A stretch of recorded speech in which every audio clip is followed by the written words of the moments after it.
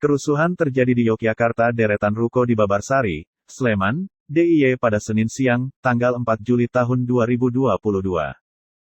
Sejumlah ruko dan sepeda motor turut dirusak hingga dibakar.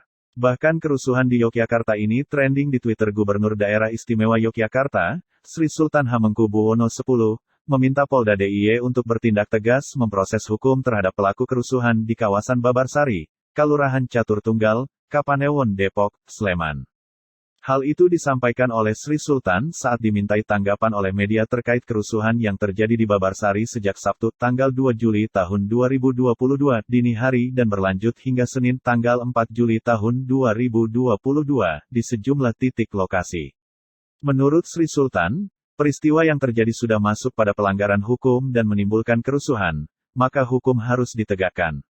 Pihak kepolisian pun diminta berlaku tegas dalam menegakkan aturan dan melakukan penindakan mulai dari pelaku penganiayaan, perusakan, hingga provokator. Karena ini pelanggaran hukum, saya berharap Polda DIY tidak hanya sekadar melerai, tapi dengan disiplinnya proses hukum dengan baik.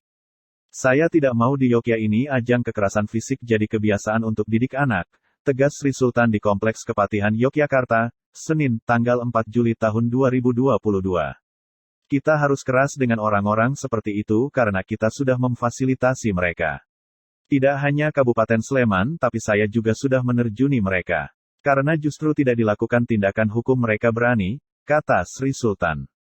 Sementara itu Humas Polda DIY, Kombes Yulianto mengonfirmasi kerusuhan ini berawal pada hari Sabtu, tanggal 2 Juli tahun 2022, lalu pada hari itu ada satu kelompok yang sedang berkaraoke yang akhirnya kelompok tersebut merusak tempat karaoke itu.